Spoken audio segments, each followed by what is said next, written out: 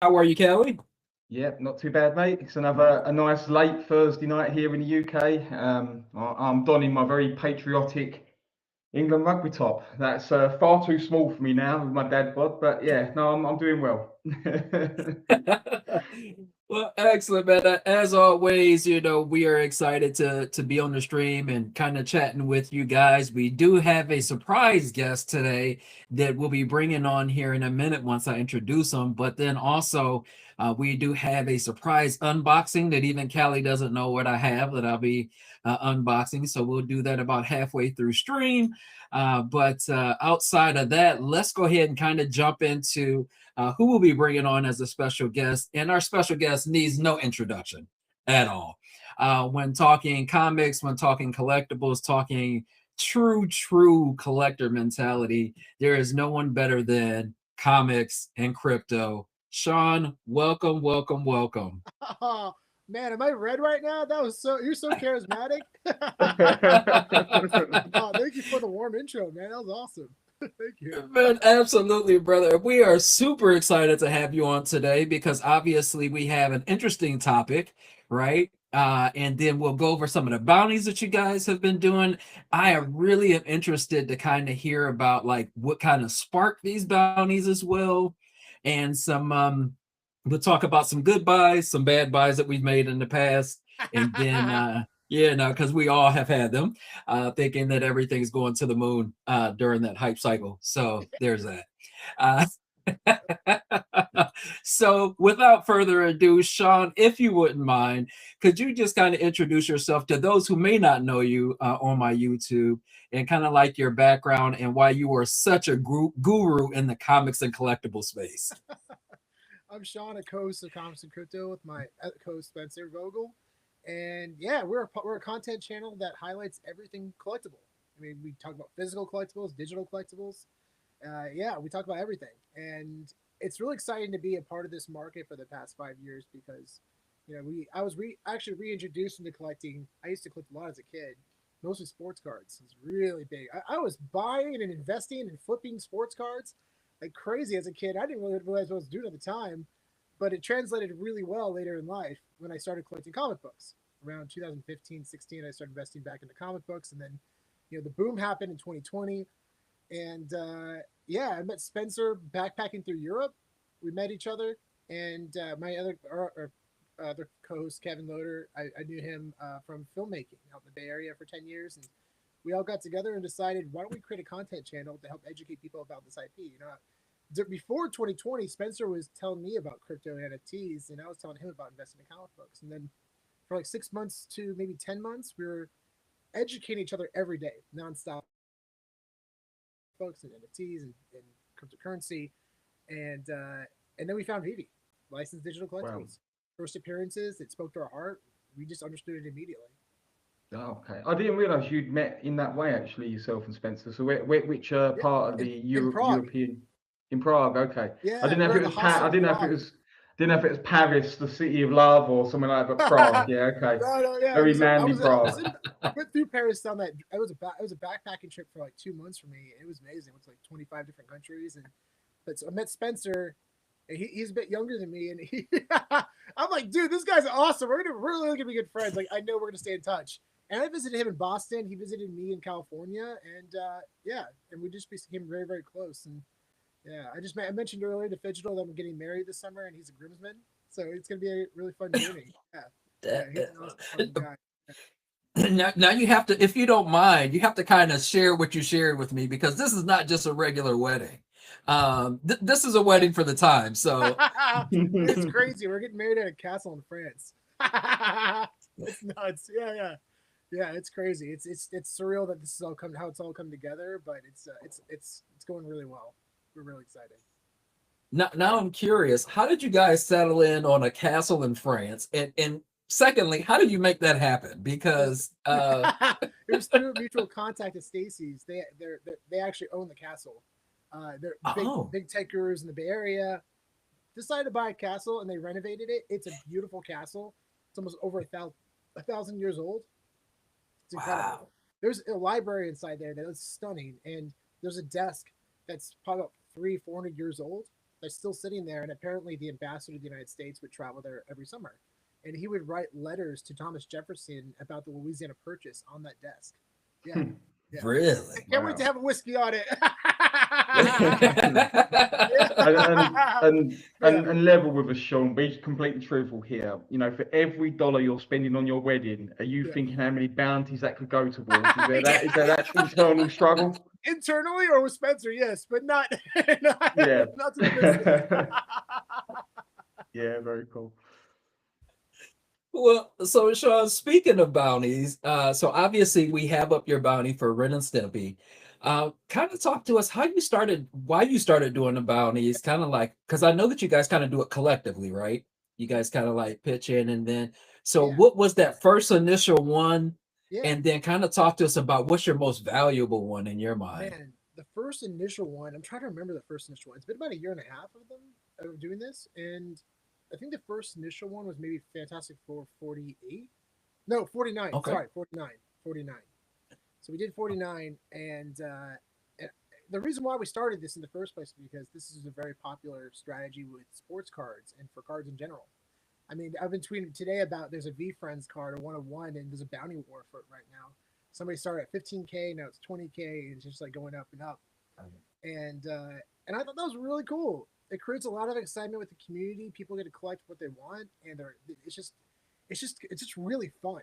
It's really fun, and you know, people are very big mint collectors on VB, as you all know, and so are we. So we thought this would be a really fun way to educate people in the community about the importance of mint numbers, because at the time there was no data, right? No. It was outside of people promoting sales, but now we have data on Stacker, which is freaking phenomenal. I'm like, this is I'm so grateful for that, dude. Yeah, it killed me seeing people floor mints that were significant. You know, it happens all the time, and it still happens today. But we hope that our bounties help educate people, not just within the community, but new collectors or even people who are interested in getting involved. And that's a big reason why, if you see the image there, we put our QR code at the bottom. You know, you sign up, you get 10 gems for free. But, you know, it's great because it helps attract new people, shows that, you know, that you can get involved at a very low level of entry. And we've signed up a lot of people from those flyers, which is really cool. Awesome. Yeah, we're really happy about that. Yeah. Yeah. Okay. Well, excellent.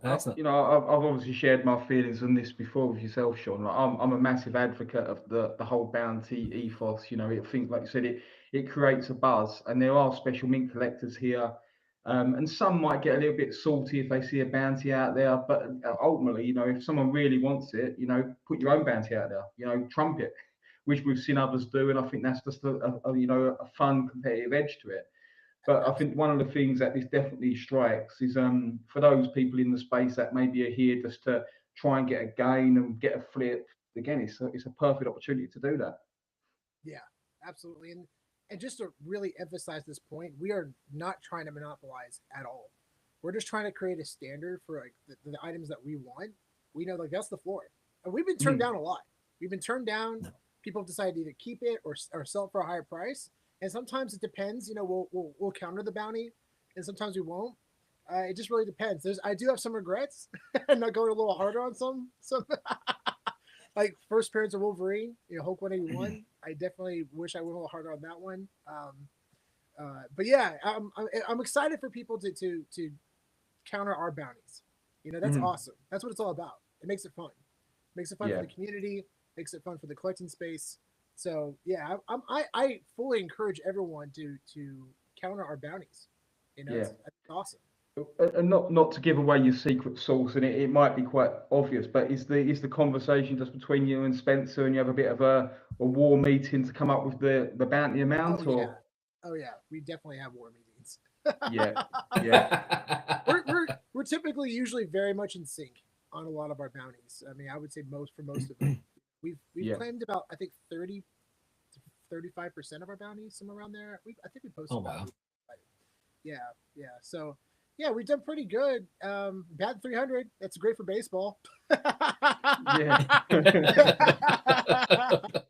But yeah, Spencer. Yeah, Spencer and I are just so excited about the future of the space, and we know where it's all going, man.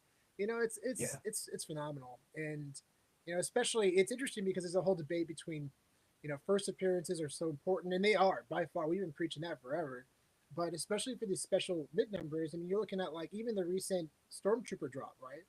There are over 5,000 collectibles, and there's only one 1977 in that entire collection. And not to say that's the only valuable mid number, of course. There's a ton of other valuable mid numbers as well, you know. And I think people are going to recognize that more over time. I mean, shoot, there's even it was crazy. Recently, there's a guy who collects a specific number that's not relevant to anyone else, but he's passionate about collecting this number. He contacted me on Vivi and said, "Hey, can I buy that from you?" I think the floor was around 4 or 5 gems, but the retail was around 20. I'm like, look, I'll tell you what, I'll sell it to you for retail. I'm not going to sell it for, I'm not like way undervalued. I'll sell it to you for retail.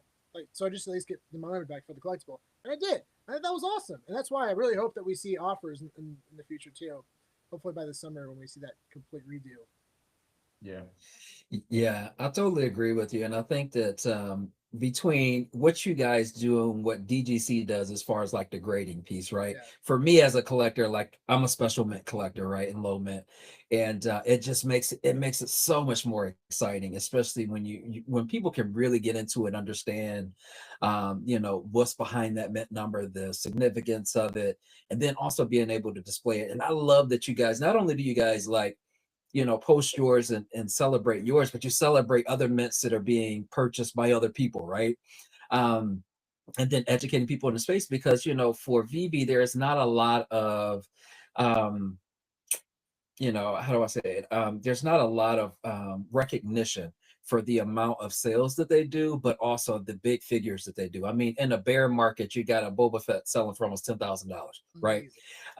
And in any other project, it would be all over the place. But for us, and it's just like this is not just a once a month. We're seeing these every week. You got some really really huge collectors, Draco and Michael and Charlie, and then not to mention us on here, that we're really passionate about what we're buying, and I love that about the community. And being a mint hunter is probably one of the best things. Shout out to Mr. Champ.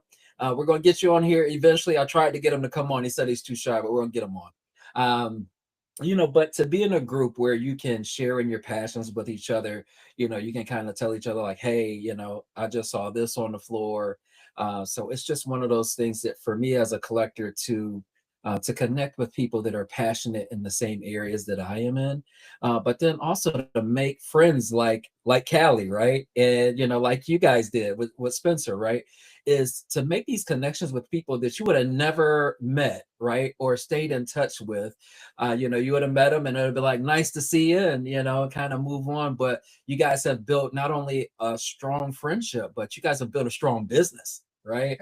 And that's what I get excited about. Hence the reason why collect and connect, because for me, I have found a family here, and there's just nothing better than that. Going to an event, seeing everyone there, being able to just kind of chat and hear about you getting married. I mean, me and my wife have been together almost 20 years, so we're a little further in as far as that. But man, to hear about the excitement of such a wedding of grand proportions, doing that. Hopefully my wife is not listening. We will not be doing any anniversaries or anything in France at a castle. So just FYI. So yeah, same here. Oh, and do we dare ask how many 1978 Boba Fett's it takes to pay for the wedding? Like, I'm guessing there's a few of those. Yeah, but like going to this piece in particular, I think, like you said, Dr. Fidget, this epitomizes the passion of a collector. A special mint collector recognizes what 1978 means, and there'll be some, and it's not a bad thing. And it would have been me only probably a few months ago that would have looked at 1978 and wondered why. But then you scratch beneath that surface, do a little bit of AI search on Google, and then you can see exactly why, being it's Boba Fett's first appearance. Yeah, absolutely. Yeah. So speaking of kind of getting into what we were having conversation about, kind of like these best buys under 1,000. And for me, I kind of feel like it falls into a couple different buckets, right? I think it falls into buckets of short-term holds, long-term holds, and then also special mints, because we all know that sometimes it's worth paying that extra for that special mint to hold on to it because of not only the long-term value of it, but the flex of it, right? So let's jump into. So Callie sent me over some great ones. So we'll take a look at am I getting, well, those. to be honest, I should go first because if you've got 1,000 gems to spend, this the wins. Like that's it. We're done. You know, we can turn the stream You off created a after. graphic for him too. That's Oh yeah, it's. Oh look, if I had 1,000 gems, and this probably removes the special mint side. Like for me, and this is not financial advice. You know, 55 gems for all the hoverballs from Back to the Future 2. Like, does it get any more nostalgic than that? Yeah, no. huge You know, value. for me, you know, I got to go DeLorean for, you know, for nostalgia. For it was my first collectible, right? But you know, you got to go with this. Yeah, I like this, Callie. I still remember that Yeah. drop, man. I was working I was working at Apple HQ in Cupertino, so we were in the spaceship, you know, and we're prepping for some because they were doing their basically their announcements for the products. So we were setting up some stuff in there, and I remember when the drop happened, all of us were secret like just had the phone by our hand trying to, and the app was not working. Everyone was flooding on that app right when that drop happened. So But it was this was pre me joining Vivi. So was this at the time where it was instant sellout? yeah. I mean, it was an instant sellout, and it was beyond that actually. It was so it was flooding the entire app, and you couldn't even it wasn't even working. It was kind of like during the golden moments. So were you there during the golden moments? Oh I think man, yeah, I just missed that as well. I was Yeah, about a month or two later. that was yeah, it was a shit show. yeah.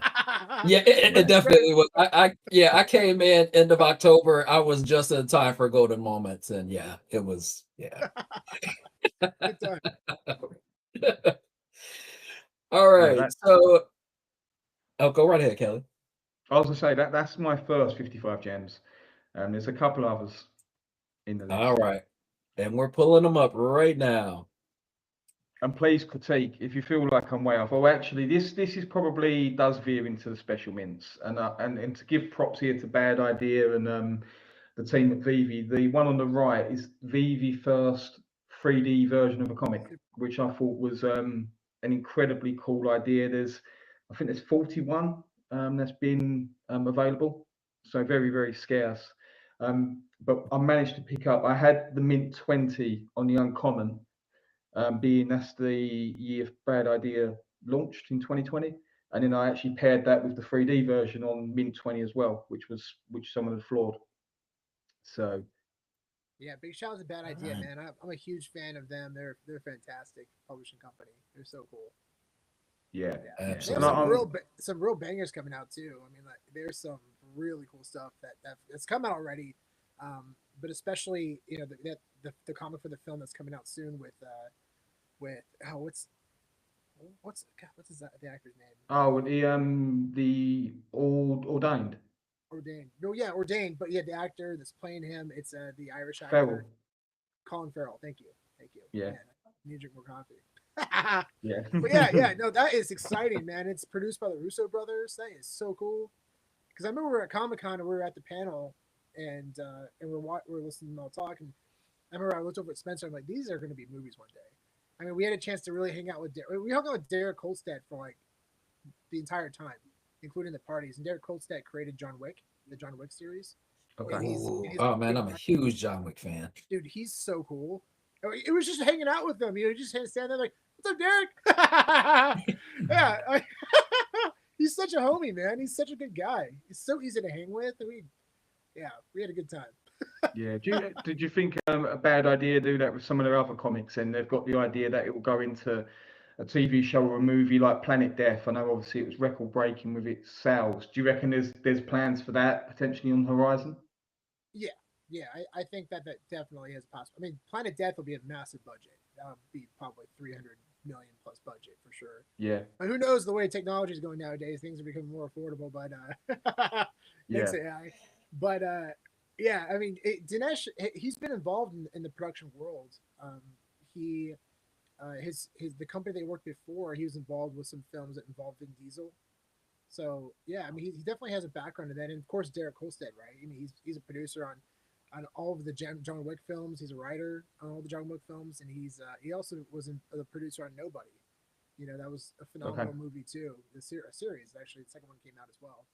So, I mean, he has got a lot of strong ties and very successful franchises behind him. So, you know, he's got a lot of sway. That's for sure.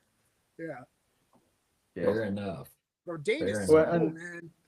It's so cool. What a cool premise. I'm moving on to this with the Street Fighter. Now, putting my if I was coming in as a brand new collector to the app, you know, this would be screaming to me. And again, $130 is not necessarily cheap, but you know, first appearance of Ken, Ryu, Chun-Li.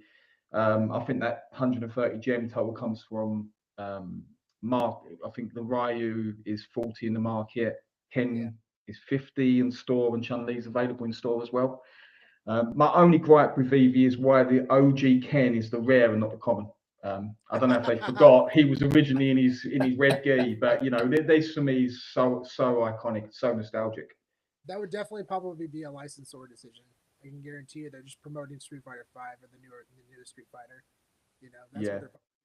But yeah. Now I will say that this one was on my list as well, Kelly, and another reason why is, you know, if we ever do token gating, as far as being able to use our collectibles in other games, these things will go sky high. You know, they're limited. I mean, the detail on these is just absolutely amazing. I mean, when they came out, I had to buy them. So that was just it. Animations are great. So do you have a bounty? Is there a bounty still out, Sean, on the Chun-Li? Yeah, for Chun-Li. Yeah, it's still out there. Unfortunately, it's not blind box, so yeah. Unless we raise the bounty, it's you know, it's probably not a lot of upside going for it instead of just buying it in the marketplace. But yeah, it's high quality, man. I can't wait for Honda. That's my go-to for Street Fighter. Which one? Which character? Sorry, Honda. Yeah, I just have to do the hand stuff all day. Yeah. And then moving on to Star Wars, you know, Mandalorian, Grogu, with a movie coming out, you know, it's again, the pieces I think are just incredible with the design, both secret rare, both scarce. You know, what they would have gone back in the heyday is well, it would have been eye-watering, wouldn't it? So and then the 204 gems, if someone's got that available, again, not financial advice, that's the whole suite of common through the secret rare of Star Wars 1. And granted, there's a lot of additions there, but in the real world, we know there's a hell of a lot of Star Wars fans as well. So, you know, absolute classic. I wish they did the 35-cent variant. So that's the rarest variant of Star Wars, and that comic sells for probably 10x to 20x of what, you know, 9.8 would go for a standard 30-cent issue. It's crazy, very scarce compared to the 30 issue. Okay. Regardless of that, it's still sick. It's so cool. Yeah. And the secret rare is in 1977, which is nuts. Speaking of that, who has that Yoda 1977? Do you? Oh, I don't have it. No, I thought you did. Oh, you don't have? Oh, yeah. Which one do you guys have? We have a lightsaber. We have a few stormtroopers. But we have the lightsaber. That's our big grail. Yeah, the Skywalker lightsaber. Skywalker 1977. Okay. Yeah. I thought this was I knew it was one of them. I was like, I remember talking to Kevin about that, and we just like drooled at the idea of potentially owning that one day. And I told the owner, you know, if you ever sell it, please let me know. I really want to buy it from you. And he ended up putting it on auction. And you know what's tough about Vivi, right? I haven't done auctions in a long time, so hopefully they updated this, which I doubt they probably have. But if you put a number in, right, it's not going to be the second highest lowest price, right? So like on eBay, if you put in $1,000 and the second bid is $200, they'll just do the minimum. So if you put $1,000 in, you're betting $1,000. You're auctioning $1,000 price tag. So we were going back and forth on what to bid on it. It was so much back and forth, and we ultimately decided, I think it was around 4,000 to 5,000 gems, somewhere around there, and we ended up getting it. I couldn't believe it. I didn't think I had a chance. It was just right time. Okay. Yeah. Wow. I didn't realize it was that low. I know that's a lot of money, dude, but we got lucky, man. We got really lucky. Yeah. Oh yeah. So the owner said, he hit me up and he said, "Hey, I'm just putting on auction starting at like a 1 gem." I'm like, all right, let's go. Oh man, that's awesome. That's awesome. And shout out to everyone in here. We got Vivi Gold, we got Luke Daddy, we got Randy Chavez, my Yeah. man Randy, the digital verse. So I do have a question here from Vivi Gold, just really quick. Question: should Vivi label second releases as second edition instead of NA? Maybe up until the third release or edition. Sean, what are your thoughts on that, sir? So as more predators are released, for example, is that what he's referring to? Yeah, Yeah. just as in general. I think that initially you might have been talking. Someone mentioned Boba Fett. Yeah, I mean that's something that they definitely could do. It might be kind of difficult to do at this point. You probably have to pick their battles, but I mean that's the beauty of blockchain technology. It's going to be able, you're going to be able to figure that out pretty quickly. You know, if you do a little bit of research and what you're buying, and it doesn't seem relevant right now, but it will be relevant over time. Definitely, like earlier releases compared to later releases. I mean, FAs are always the most significant. Put aside edition numbers, but yeah, Hmm. I think it's really. I love that. Yeah. Okay, fair enough. Fair enough. All right, Callie, on to your next, sir. Oh, I What? think this takes it up to the 1,000. Um, So yeah, again, this drop. I don't know if you've looked at this in AR yet, but Predator's my favourite movie of all time. It's just an absolute. It Oh, is. It is the classic for me with Arnie and all his crew. But the quality in this collectible in AR is outstanding. So again, I don't know who is working on this with Vivi, but just bravo. so actually, Corey released a video interviewing the 3D model and animator. So definitely check that out. Yeah, Right. Okay. yeah, Okay. really good That's video. He breaks it down, talks about how the process, and yeah, to add to your point, man, it's super impressive, and particularly the rare is my favorite. Completely disappearing, it's so cool. Oh yeah, that's yeah. my favorite as well. Yeah. Did So Sean, now we're gonna ask you. So if you had $1,000 or 1,000 gems, what are you buying? What are some picks for you that you're like, you know what, I really would go for these if I had the opportunity? Let's see. If I had 1,000 gems, it's gonna so not based on what's to come, just purely just going to the marketplace and buying things for 1,000 gems. Okay. Yep. Um, I mean, I would definitely focus on the grails. You know, I still think that the golden moments are probably one of the most significant, if not the most significant set on the entire app for many reasons. You got FAs of significant characters and IP. It's crazy. You got first appearances of Marvel, Star Wars, Disney, The Simpsons, all in one set. You know, you look at historical value compared to something like, and I like this comparison. You look at like CryptoPunks. There's no utility for those. It's Mhm. just purely historical value. And Yeah. probably I can say I'm 80, 90% of, probably 95% of the world has no idea what a CryptoPunk is. And look at the value of Yeah. where there's at right now. Hundreds of millions of people love Disney. Hundreds of millions and 100%. arguably billions. I mean, and that Absolutely. speaks for itself. For these collectibles to be accessible worldwide instantly, yeah. I mean, that would be my priority. Focus on the golden moments. I always revert back to our our list. I mean, AF-15's up there, and it's tough right now because there's so many editions of like Marvel Comics One. I have a feeling hopefully they'll probably figure out ways to do burning mechanisms over time to create more scarcity with those older drops. But I think in terms of value right now, man, I'm always going to be a fan of AF-15. That's always going to be a massive comic that's going to increase in value over time. I mean, there's like a what 2 or 3 9.6s sold Yeah. for I think 3.6 was the highest, but that would definitely exceed that now. I would think, yeah. especially after Okay. AF-15 sales recently and Superman One comic sale. The 15 million, and that's the biggest thing, right? Because like we've talked about this so many times, but when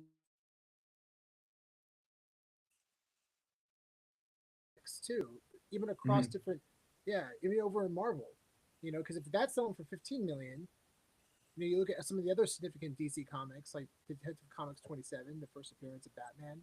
What's that worth now? What's A15? What's Yeah. A15 and a 9.6 worth now? There's no 9.8s. So what's a 9.6 worth? Well, I would think it's probably worth at least five, at least five. Mhm. So yeah, it's interesting. Yeah, it's really cool. Yeah, and the Okay. good thing is as well, there's still, or there has been. I've seen the floors raise a little bit, but there's still the opportunity to sweep comics that people would like. The Mandalorian one, I think I've got over 100 copies of the common, because they were, when they dropped, they were going for like 1 gem 10. So Yeah. I'll have them. Yeah. Uncanny X-Men 266, up until a few weeks ago, you could get that for like 1 gem 30 or something like that. And granted, there might be a lot of additions, but still beautiful comic. It's just cool to own. And in reality, you're not going to have a big stack of that at home. I've got it all on my phone, all nicely set up in the VV Walled Garden. Yeah, that's a really good. That's a really good point. I think it's also important to bring up to the importance of liquidity. It's Yeah. it's tough sometimes because you see an item like, I mean, the partner statue. Somebody brought that up earlier. I still think that's probably historically one of the most significant individual collections on the entire app, and it probably always will be, regardless of 4,333 editions. It doesn't matter. Like it's FAs of arguably one character, one of those popular characters of all time. I mean, you look at like the 2023 Topps Chrome collection. I don't know if you guys have been following Topps Chrome for Disney cards at all. No, I So it haven't. started in 2023, Topps Chrome for Disney, and it was a celebration of the 100th year anniversary. So on the cards it says 100 on them, and it promotes the 100th anniversary. So the number 100 in 1923 and 2023. So it really promotes those numbers.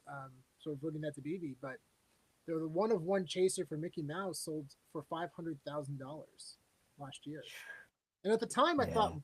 why would that someone pay that much money for a card like that? And the past couple of years, they've been releasing new series for Topps Chrome Disney, and they've been elevating the game in terms of what you can get. Now you can get cards signed by actors, voice actors like Tom Hanks and Billy Crystal, and even some live action actors. And I thought that's so cool. And I'm like, okay, this isn't a one and done thing. This is something that they're going to continue to do over the years, and it's becoming more and more popular. So it's always going to revert back to the first, right? So 2023 Topps Chrome, that $500,000 purchase is like the ultimate grail for Disney cards. I think that was a steal now. Like, yeah. wait, yeah. So looking at VV and the partner statue, you got first appearance of not just Mickey Mouse, but Walt Disney, who's probably the most celebrated entrepreneur of all time. I mean, like he is so sensitive to the Disney brand. The fact that they even were willing to release him on the app was extraordinary. Yeah. So I know it seems like, right now he's down 90% or 95%. It doesn't matter, because when this stuff catches on, which it's inevitable. I mean, shit, I'm walking on the street playing with my at and thinking to myself, this is just like the technology just hasn't caught up yet. When it does, the light bulb goes off in people's heads, like ours. We understood it. We're all in. We're pumped about it. So when the rest of the world has that opportunity, we're going to be ahead of the game. Yeah. Do you have any special mints on the partners at all, Sean? I don't. No, because at the time it was crazy how much that stuff was going for. Even just low mint numbers, right? And that's something else we can dive into as well. I do. This is my perfect cue for the moment that Dr. Fidget likes to show off. I do know a man who does have a special mint. Oh, please tell. Yes. So I did buy the 1971 partner statue. So, oh my gosh, dude! Yeah. So that was by far my most expensive purchase in my grail in my collection, for sure. You bought that, dude? Okay, so all right. Well, it's a really cool backstory on that. So the original owner who owned that, we were going to do a trade. That's when transfers were enabled and stuff. Yeah. And we were gonna do a trade. I forget what it was, but it involved a partner statue, and he was gonna send me that. And I told him no. Really? I said, yeah. I said, dude, that's 1971. And I was looking up research on it. I'm like, that's 71. That sounds familiar. It's the year Disney World opened. And I told him that, and he's like, holy shit! Thank you so much for telling me. I'd never. If you told me, and I'm like, yeah, man. That's the whole point of this. I want you to make sure you know what you have. So he kept it all through the last 4 years. Or 5 years until you bought it, dude. That's awesome. I didn't know that you bought it. That's amazing. Yeah, full circle moment. That's full circle moment, brother. That, and it circles back to what we always talk about. I love the hunt, right? I mean, I had to reach out to him on all socials. I finally got a hold of him on Facebook, of all places. So man, when I got it, it was like when he's like, yeah, and I'm like, okay, time to sell a few things and pull it all together. Like I have to have this. This is my ultimate grail for my collection. Obviously, I'm a huge fan of other things as well, but like that by far is top three, if not top one for me. Dude, that's a top Sure. 5 mint for the entire collection of the partner statue. I would rather have that Yeah. than number one. That's just my Yeah. personal preference. You know, Yeah. it's one of those things. We talked about this before. I would not be surprised in the future when this stuff really catches on that Disney's going to come back and try to buy those numbers, like for their personal collection. Yeah. I can see that. Yeah. It's highly speculative, so don't bank on that, Yeah. everyone out there. No. But it's not. None of It's this not, is financial advice, guys. yeah, I mean, this stuff happens. I mean, we see this happen. We're seeing this happen often now. You know, we're seeing Yeah. corporations get involved in buying collectibles. It's not. It's not a. It's a recent thing, but it's big. I mean, we saw an investment firm in Taiwan buy the Otani baseball for over $4 million. We saw there was a one of one. These are often they're called debut patch cards, and basically athletes will wear a patch on their jersey for their first game that they play. Mm. They'll put it on a card. The athlete will sign it, and it's a one of one card tied to a very historical moment. So a lot of it's driven through speculation on the player and the athlete, right? There's a lot of players right now whose cards are probably very affordable, who are going to perform very well over time, and the card will go up, or vice versa. You know, you overpay for something and it goes down. But Paul Skenes is a pitcher for the Pirates, and he crushed his first year. He got Rookie of the Year. Second year, he got Cy Young, and uh, there was an auction for that card. It sold for over $1 million, and guess who bought it? Dick's Sporting Goods. Oh. Dick's Sporting Goods bought that card, and they have it in a shrine at one of their locations, and it's brilliant because it's a great tourist attraction. It's great marketing for them because everyone's talking about Dick's Sporting Goods. I mean, I remember we had Todd McFarlane on our channel, and I already knew the story, but it was so cool. He's a big collector himself, and he would buy sports memorabilia. I mean, he used to be a baseball player. He actually was very good until he got hurt. And he said if he ever got hurt, he would do comic books. Like that was his passion outside of baseball. And he ended up getting hurt, so he pursued a career in comic books, and obviously that did very well. Good for him.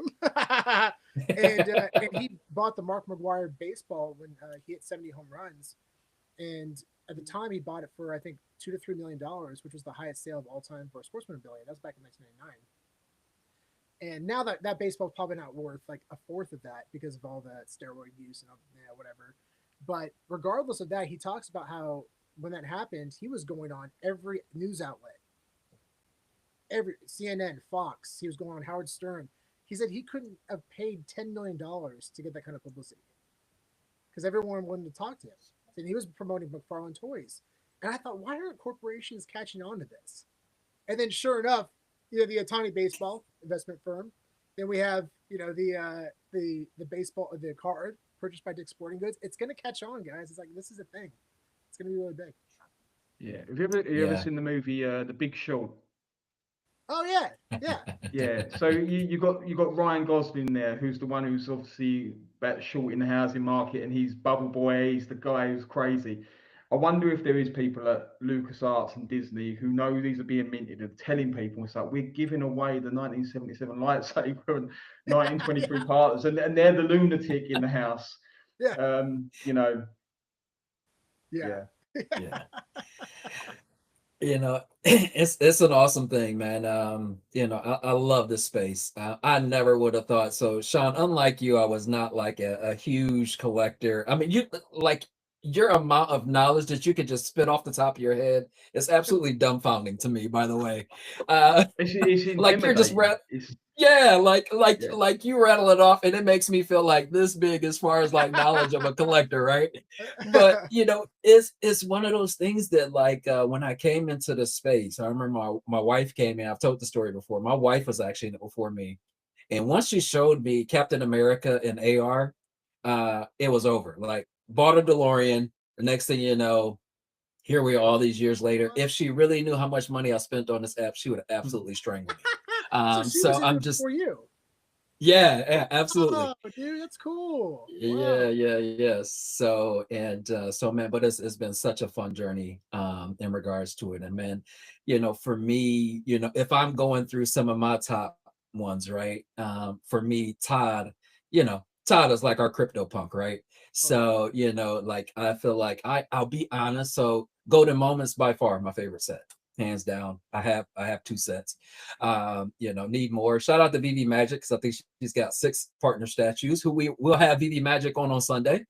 But like I own that first set, not because I'm a huge fan, but because I know the historical significance of it, right, for VV and for Batman. So it's like one of those sets that it's like, nope, I'll keep it forever, because I know how important it'll be down the road, because VV has just continued to perform time and time and time again, and they just keep getting better, and I'm super excited for this year. When we started seeing these collectibles, just the amount of detail that has just, it went from like A to Z in a matter of no time, right? So for me, Todd is that, obviously. I'm with you, AF-15. I already talked about Street Fighter, Wolverine, the Hulk. Big fans of those. And then you guys can probably guess what my next one's going to be. It's going to be the animated Iron Man, right? I think that is probably, I think that's probably one of the most slept on collectibles, because the animation on that, the detail on that, I mean, it is just phenomenal. And speaking of that, we might as well do the unboxing, right? So before we jump into anything else, let's go ahead and do the unboxing. So given that I'm such a huge fan, let's talk about what I have here. So I'm a huge fan of 2 things. One is Iron Man, and another you'll see here shortly. Shout out to Max and Janie. Max wasn't able to join, but he's a huge fan with me, and he will get this. There's going to be a lot of haters in the comments. So let me tell you, calm down, okay? Because whatever you say is not going to matter to me, because this is the perfect combination of things for me. So, are we talking? Is this something on VV? No, it is not. And what we have here is the Iron Man helmet. Oh, dang! But wow, it gets better. It Hopefully gets some better. battery in there right now. I want to see that thing maybe in action. Yes. Oh my god! So not only is it the Iron Man helmet, but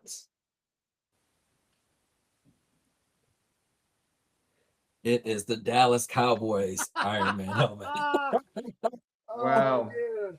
Well, in that case, switching my hats.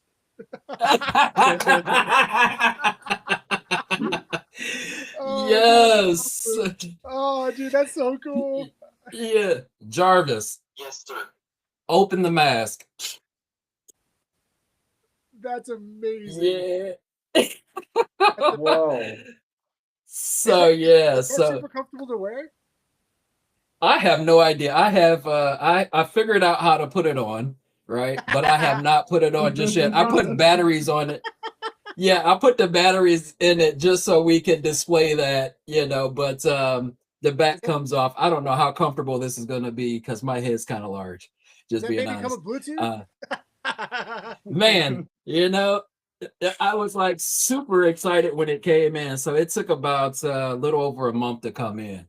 I've And never seen one with a logo on it like that. That is insane. yeah, so I had to order this. It took a while for it to come in, but being a huge Iron Man fan and a huge Dallas Cowboys fan, you gotta go with it, right? And I didn't see one, so it was nice. So if they would have had the Ohio State one, I would have got that one as well, but they didn't. And I refuse to get Kansas City or San Francisco. I'm sorry. I'm sorry, Sean.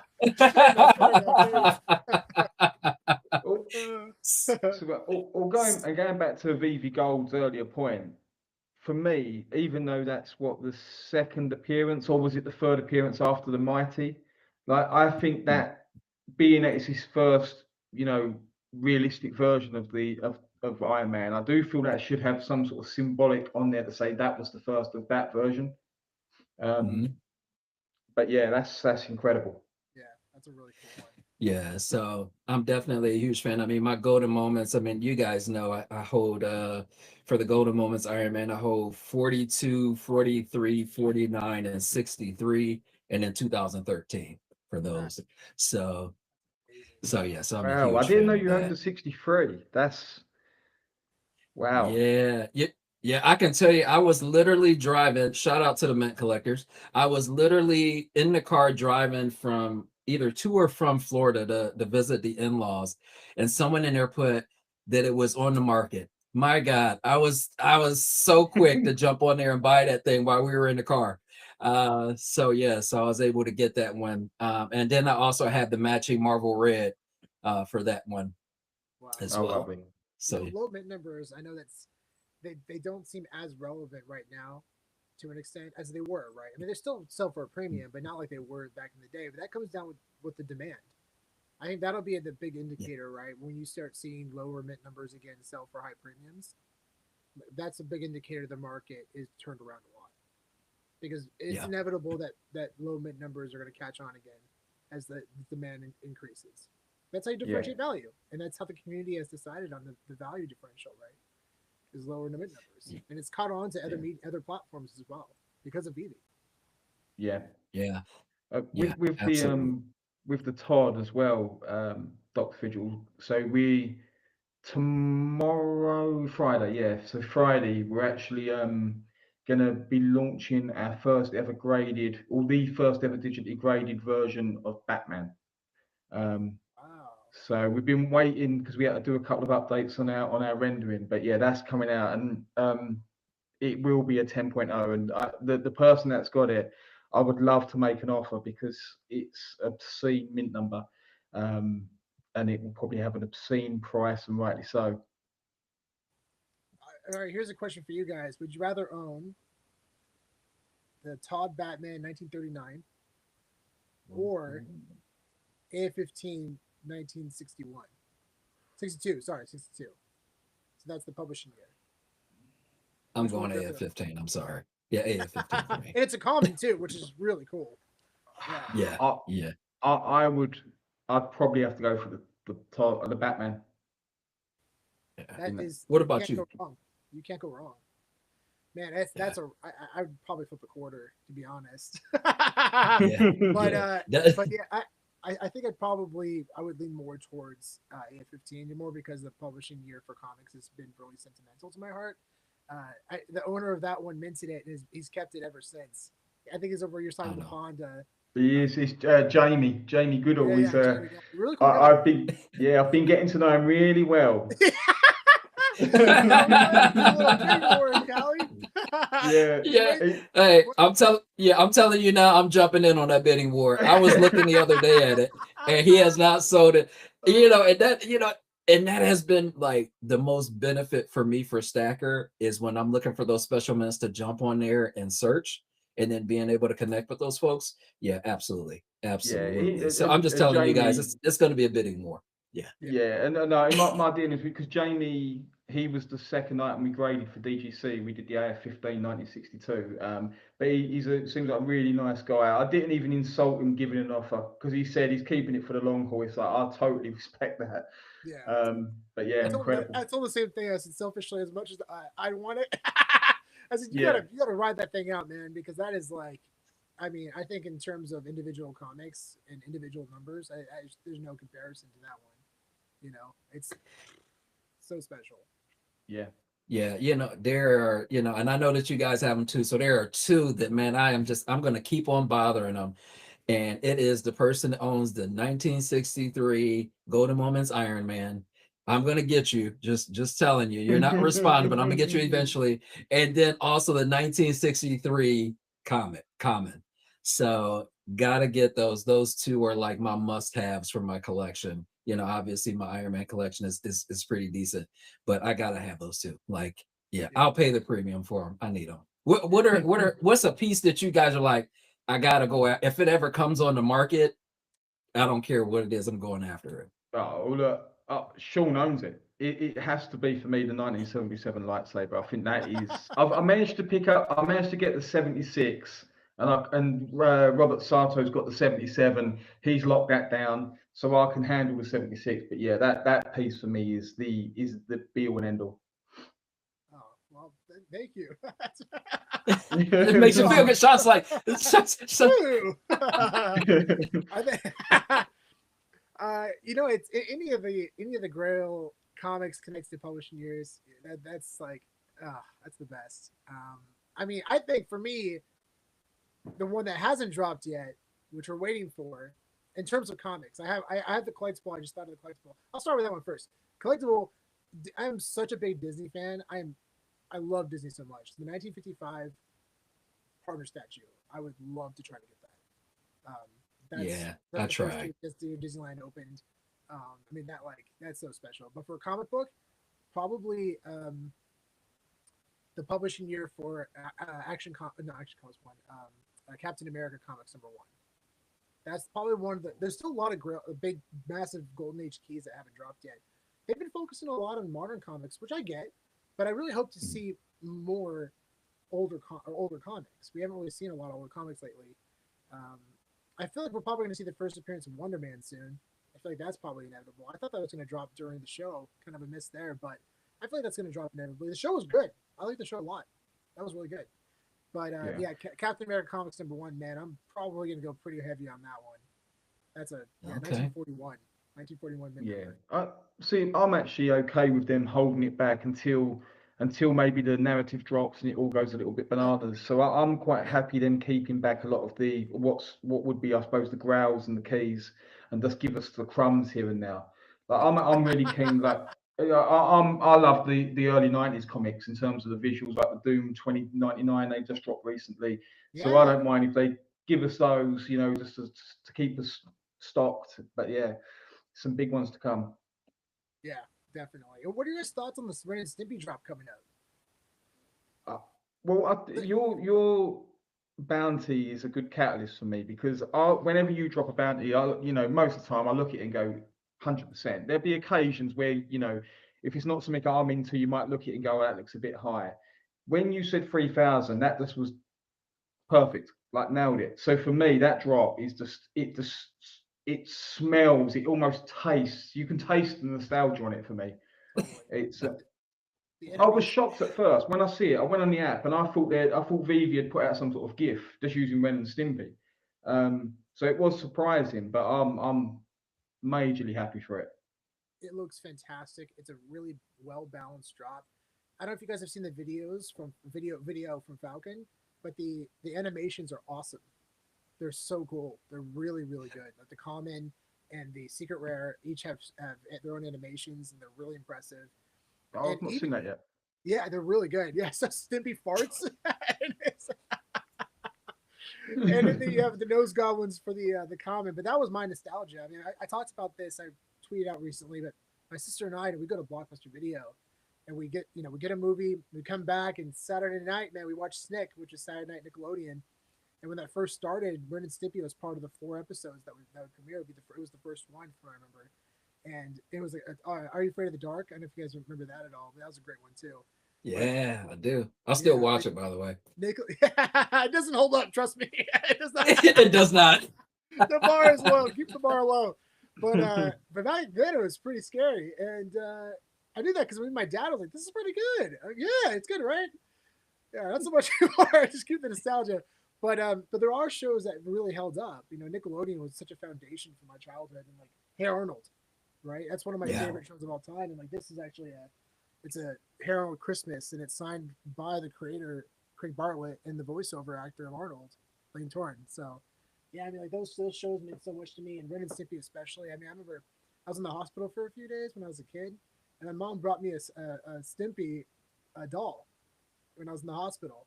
Yeah, when I was like 8 or 9, and that to me, when I saw this, like you said, Callie, my heart just started pounding in the best way.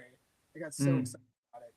Um, yeah, yeah, and it's a really well balanced drop for 25 gems, and the secret rare too, which are the special edition, which a lot of people don't really understand at first. It was great seeing the comments about log. I Yeah. mean, for everyone out there who doesn't understand the context of log, do some research and look into it because trust me, it's hilarious. But essentially, log it's basically a parody of toy commercials in consumer hype.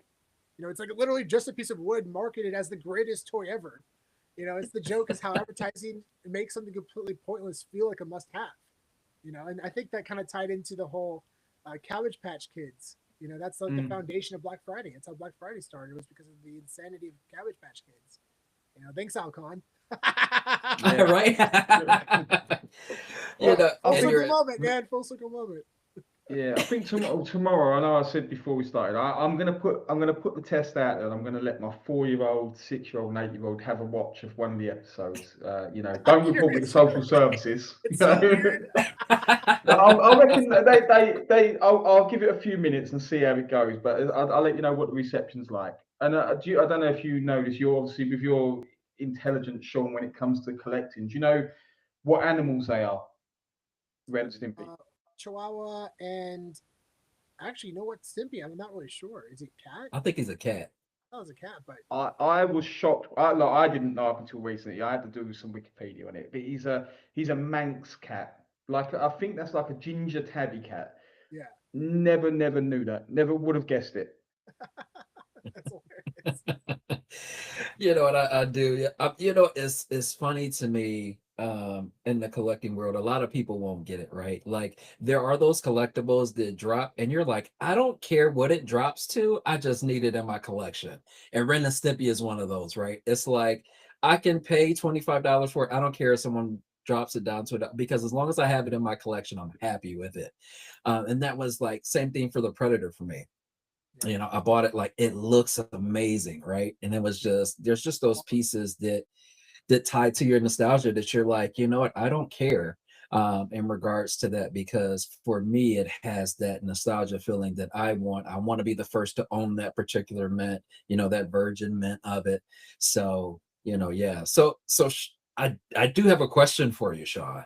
Yeah. So obviously I'm Dr. Digital. I'm huge on that aspect of it. So what are your thoughts on like now moving into, you know, obviously we have the physical, we have the digital, and now phygital. What are your thoughts around like moving into more of a phygital space? I am so excited for the idea of digital where it can go. I mean, we've touched it on VB a little bit. I've been collecting like crazy on the Funko because I'm not a big Funko collector, but I love the Funkos on Wax blockchain on Mhm. essentially drop.io. And I got a Okay. few of them here. I mean, like, here's it's right on my side right here. There we go. This one's probably I would consider the grail of the drop because this was the first drop that happened was Teenage Mutant Ninja Turtles, and there's only 999 of them. This is right here. It says like 999 pieces NFT release. So Nice. if you got the legendary, then you would be able to you got airdropped a token that you can redeem for free for the physical. So people, you know, Okay. they'd buy the or they would get the digital when they got the tokens, they would just sell the digitals like they were nothing. They'd sell them for like 90% less because they just wanted the Oh physical, wow. which I thought And was is interesting. that the was that the only way to get the physical? Yeah, we can get them on eBay now. I think they're around $700-800 around there. But yeah, I was able to get this signed by Eastman as well on the side there. Wow. Of course you got a sign. And then and then they did a Nickelodeon drop, and I went nuts because they Hey Arnold. There's a Hey Arnold one, and then of course had to get it signed by the creators, and at the same time, yeah, yeah. But yeah, I am the possibilities for Phygital. There's so much opportunity. There's so much opportunity, and it's a great way to attract new collectors, keep old collectors interested, or even people who are just interested on the digital side, getting interested on the physical side. It's just like it's perfect, man. It's such a good balance between the collecting spaces. Um, and speaking of which, Turtles, man, that was another one you brought up earlier, like nostalgia. What you should have. That is a great entry level for a set too. That was a phenomenally balanced drop for both of them. I'm sure they're going to continue that for all four of them.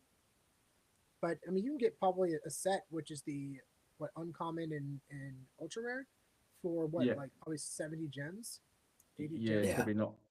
Even if I you mean, was the just special going for the editions are commons. a whole other beast, but and which is great. I thought that was perfect. You have the perfect combination, well priced for the set, and then you can also get the special edition, which is a lot more.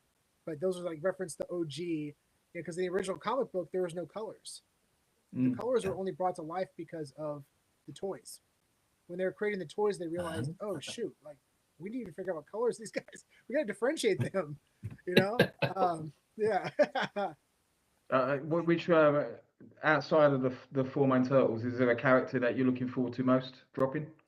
Aside from the turtles, Yeah, no, from the Turtles franchise, but not one of the Turtles. yeah, okay. I mean, I think Splinter is gonna be amazing. I'm so excited for Splinter.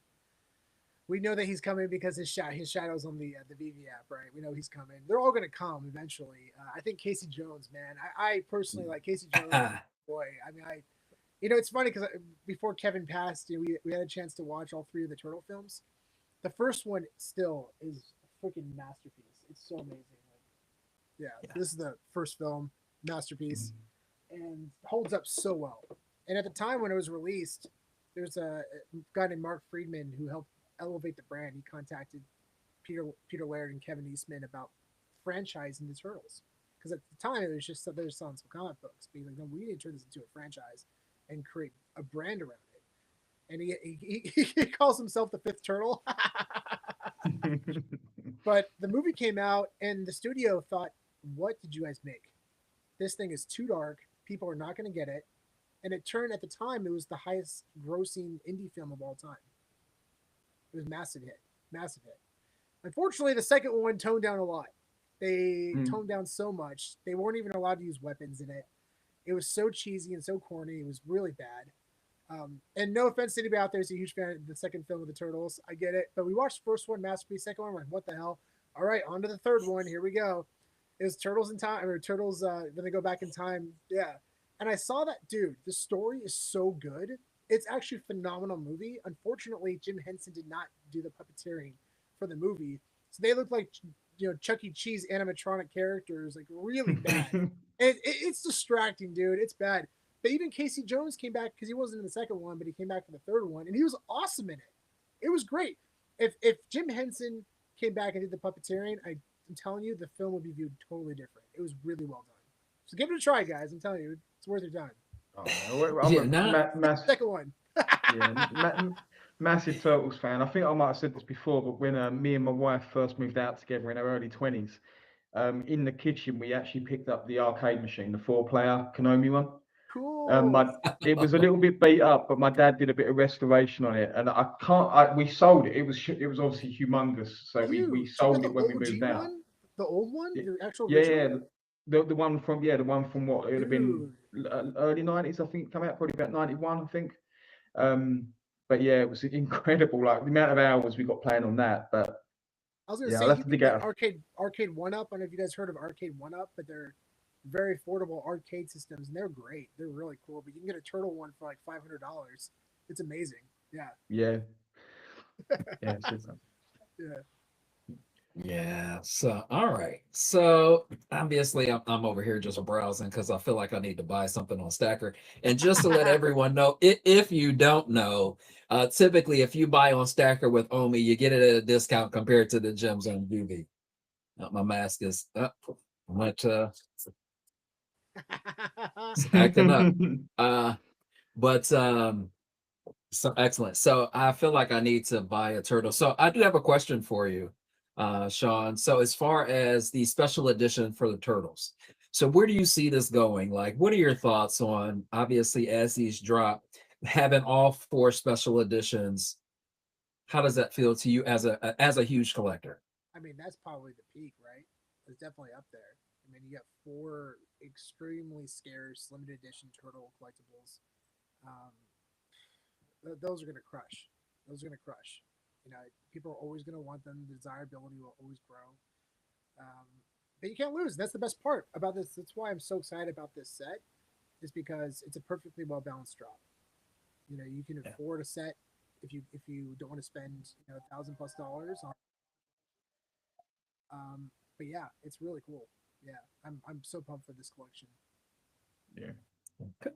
Fair enough. Yeah, I appreciate, Sean. You might not have much longer, but I've got a question for you. So with the recent Mandalorian drop, with it being Star Wars first movie props, they've brought out in digital format. Are you been big on those at all? Which one's this?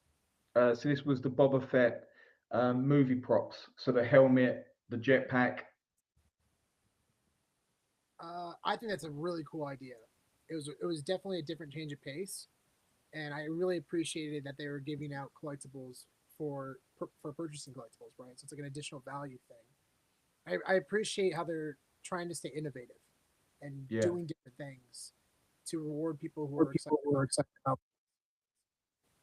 Yeah. So speaking of that, Callie, I want to play your video. So since we're talking about the store, let's play your video that you had in regards to what you just added to your store. You guys ready? Yeah.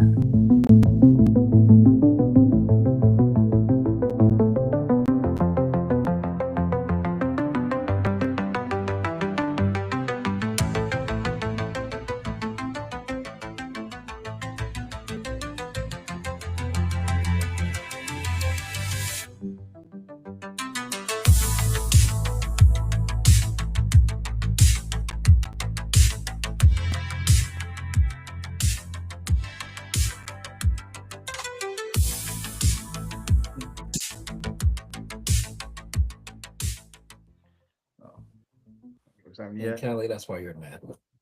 Oh no, it was only me having a little mess around. I'm certainly no master builder, that's for sure. But yeah, I've swept the floor so much on the helmets. I think I'm on 187 now. They've started going up, so I'm gonna get the 200 and cap it. So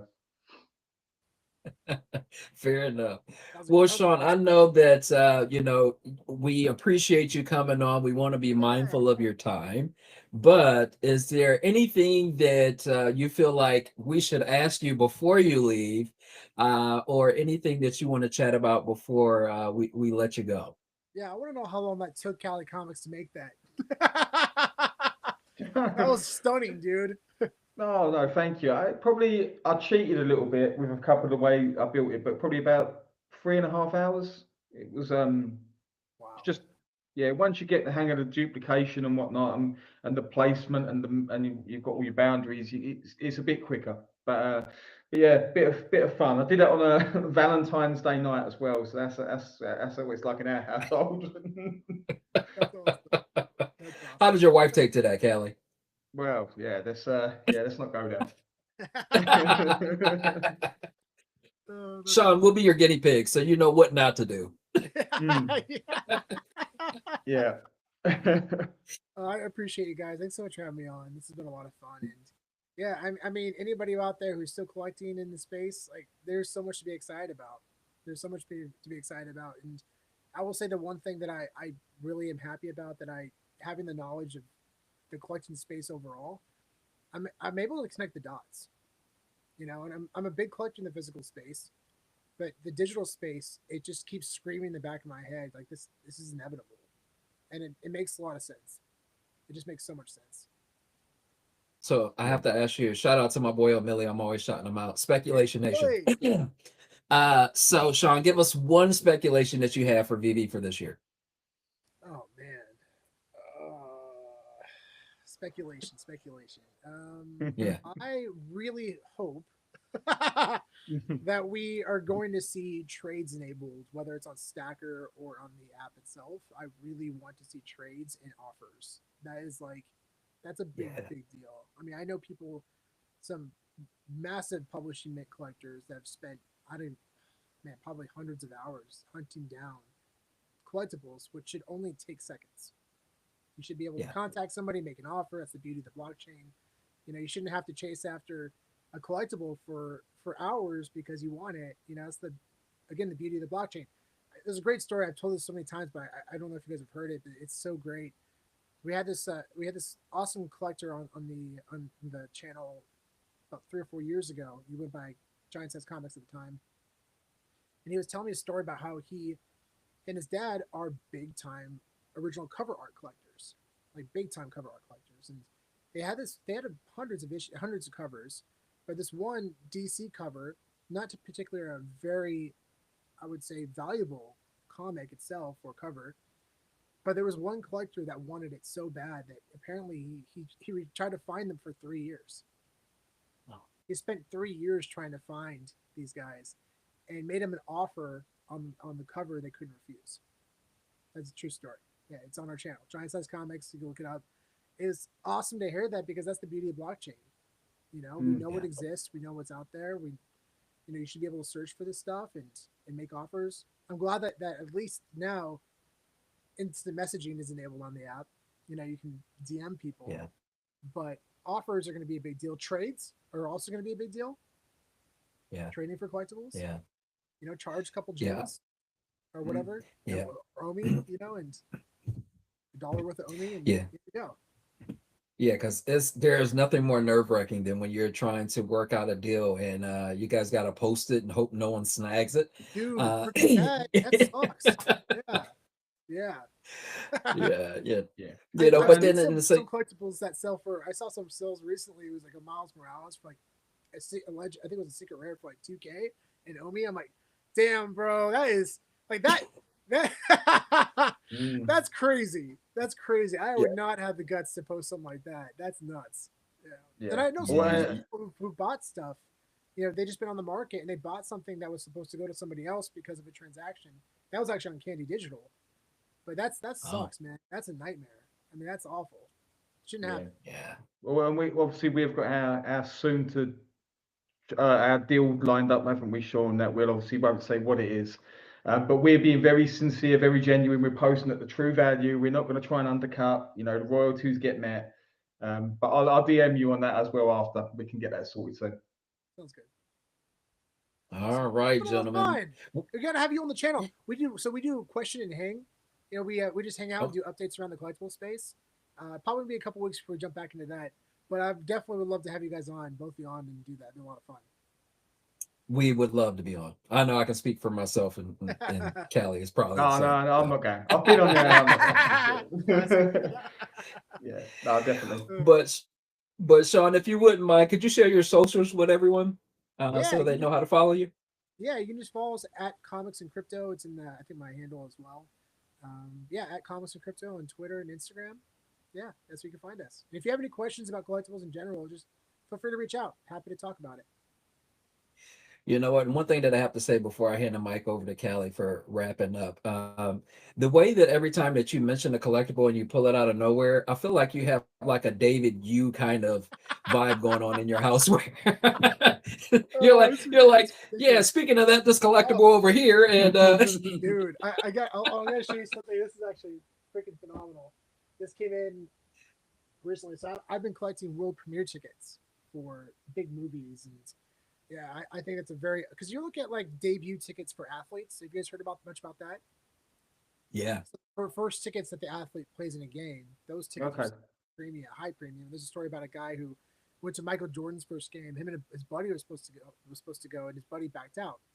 It was 1984, and he went to the game anyways because he wanted to watch Michael Jordan. His first game.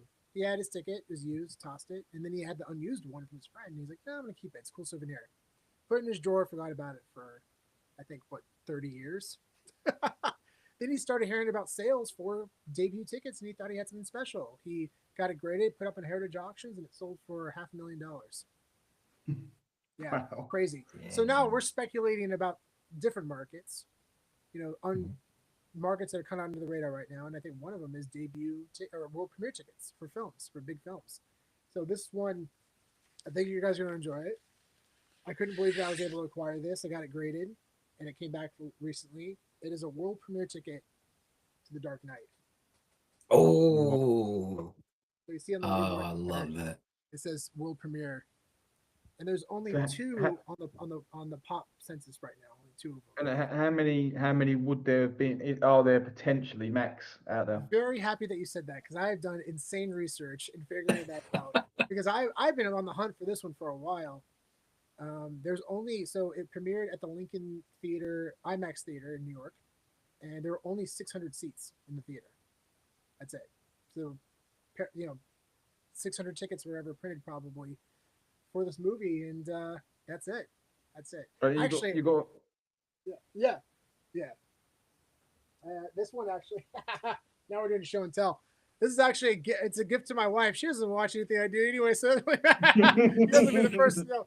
But since we're going to France, our favorite movie is Ratatouille. So I got this.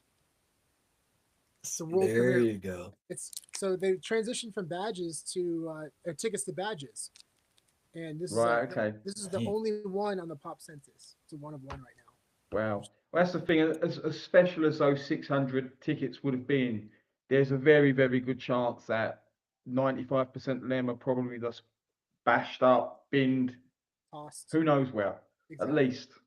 Exactly. 100%. And this one is insane grade. It's graded an 8 as well. which is Yeah. absolutely bananas for these grades for these tickets because they grade really hard. Crazy enough, actually, after it posted, I looked on the pop census and I'm like, oh, cool, it finally popped up, and it said there's 2 8s, and that's it. And I'm like, what? And I contacted PSA and I said, hey, I think there's a mistake because when I submitted mine, it was the first one to pop up. Obviously, maybe there's a miscalculation. They said no, actually, somebody else submitted at the same time. So for the first time ever on the pop census, you saw the world premiere tickets pop up, and somebody else submitted one. And you've got 2 8s on there. Crazy, crazy timing. I that had to have been a 0.00001 chance of that happening. Like, Yeah. insane. So, Sean, I have to ask, since you have so many collectibles, what do you plan on doing? Are you gonna like open up a shop? Do you just plan on displaying them all at some point? Like, I have to know. No, I just love collecting and investing in collectibles. And I love to buy things that really connect with me. Things that really stand out, things that I have a deep emotional connection with. And we've especially after VV, man, I've been diving into different markets, as the VHS space and these tickets, even movie props. I have some really cool movie props, like this one was actually, I didn't even show this one yet. See what I'll tell you. Yeah. He is. David Yu. He beats Ma- David Yu, I think. It's This is an actual movie prop from Harry Potter and the Sorcerer's Stone. This is from the scene in Ollivander's office, and this was used. Really, Yeah. no way. Yeah, this is actually a prop Sean? that was used. So, what's crazy about I this? need it. Somebody contacted me, and little backstory. Spencer and I both bought a Harry Potter world premiere ticket, and there were multiple screenings that happened that day. The one ticket, there's two different versions of the ticket. One of them is a reserve ticket, which shows the 9 3/4, the platform 9 3/4 ticket on the back, and the other one is actually a poster of the movie. So that one is the unreserved seating. So that one went to like fans of the book, and for press to go to the screen. So like 3 or 4 different screens happening, but the reserved one happened for the producers and the actors and everyone that was involved in the movie. So we bought one back in like 2023 for 750 or 800 or so. We ended up selling it for $5,000 a few years later. And I always thought, man, I want to get that again. And this wonderful lady contacted me from England, and she said, I saw your post. Are you interested in buying it? And she had a ticket, and she had original jelly beans that are still sealed from the world premiere. And this was given out, and I did a lot of research, and this is, in fact, these were given out to fans during the movie. They bought all the boxes, and they were giving them to people as gifts. So she had this in her collection for 20 plus years, and we agreed to a price, and yeah, she sold it to me, man. It's crazy. Actually, there's one other one I haven't seen one pop up in forever, but there's one up on Golden Auctions right now that ends in a few days. Really? See, I remember. So I'm a huge Harry Potter fan, but I used to work at the movie theater. I was a manager, and I was there for the premiere when that thing hit the theaters. Oh my God, it was crazy. So as a Was that manager, that was nice little English lady who contacted you? Was it wasn't surname wasn't Rowling by chance, was it? Or Nah. no? Yeah, I wasn't Rowling. Yeah. That's so. How did that even? Where do you find that? Is there a specific site you go to find movie props? Well, there are definitely sites you can go on, but this particular situation, she just saw an article that highlighted the sale. So there was an article written by us by this a really cool collect website, and it's started by this really big YouTube, well, big on Twitter, big personality media, and his name is Darren Ravel. And he started this channel. I came in contact with one of his writers, and I told him about the sale, and he did an article highlights. If you type in Harry Potter world premiere ticket sale, it will like first pop up on Google, so you could read about it. But yeah, she saw that article and she contacted me about it, and she said, "Yeah, I'm down to sell it if you're interested." So it worked out, man. Like you said, Harry Potter fan, huge Harry Potter fan. My fiance has a lightning bolt on her wrist tattoo. Like we've probably finished Hogwarts Legacy like three times through now. Love that game. We're gonna head there in July. My daughters want to go. We're gonna go to Orlando and visit Universal, and we gotta go. So you have a great time. You have a great time. Yeah. Are you going, Sean? When you go London, you go into the studio? that was a priority. So before our wedding, we're actually going to go out there. I had been there before. I went there about 3 years ago. I actually Yeah. went to a wedding in what island is that? The island Isle of Wight. Isle of Wight. Yeah. Thank you, the Isle of Wight. Yeah, I went out there to go to a wedding with this guy named Danny. So Danny was a good friend of, or is a good friend of NFT Pirates. So we all connected. He clicked on VV. I never met him in person, but he invited me to the wedding, and I went. It was awesome. It was great. But we connected through VV. So I went out there, and me and my buddy Joe, we went out to the Harry Potter London. It's where they filmed everything, and they have probably hundreds of millions of dollars worth of props. Like you just look around everywhere, it's a movie prop. It's unbelievable. Even the Great Hall's there. It's so cool. So yeah, we're stoked to go. I'm stoked to take her. She's gonna lose her mind. Yeah, brilliant. Yeah, you're winning right now, Sean. She is a lucky bride to be. So I appreciate you guys. Thank you. Shout out to you guys, and man, super excited for you. Please keep us posted. So in regards to that, but anything else that you guys want to chat about before we jump off? Caleb? I think so that's been brilliant. Again, like I said, you intimidate me, Sean. I think that's the best way to put it. Your knowledge is incredible. But in all seriousness, I think that what you and Spencer and Kevin's legacy do for the VV space in particular, I think is incredible. So just thank you for that. That means a lot. Thank Yes. I 100% co-sign on that. I have watched you guys since I've been in the space. So, I'm just saying, you guys are like that's why everyone knows who you are and what you guys do. And man, you guys are just such a great source of knowledge, especially for newer collectors like myself, because I would have never thought the things that you mentioned that are valuable, that I'm like, man, are you serious? Like that's like really valuable. So, and I know that you got your photo that Marvel thing back there that you had a bunch of people sign, because I watched one of the videos where you were talking about that. Yeah. So but just absolutely amazing. We really appreciate you coming on, Sean. Thank you. We are honored. And last words to the community, Callie, before we jump off, for the collectors that are online. Yeah, just if anyone wants to sell some of them Boba Fett helmets, please floor them, because I'm stacking like crazy. But yeah, otherwise, just hope everyone has a good rest of the week. Fair enough. And collectors, thank you so much for tuning in. Obviously, we are super privileged to have on our special guest, Sean from Comics and Crypto. We had a blast with him, getting to know a little bit more, sharing a little bit about our insight. We look forward to seeing you guys in the next chat. And as always, collect what you love and connect with the community. And we hope that you guys have a great week. Please tune in on Saturday, as we'll have Video Shane from Todd McFarlane, and then VV Magic on Sunday as well, to talk about her Disney journey. So we look forward to seeing you guys. Like and subscribe to everyone on here, and have a great week.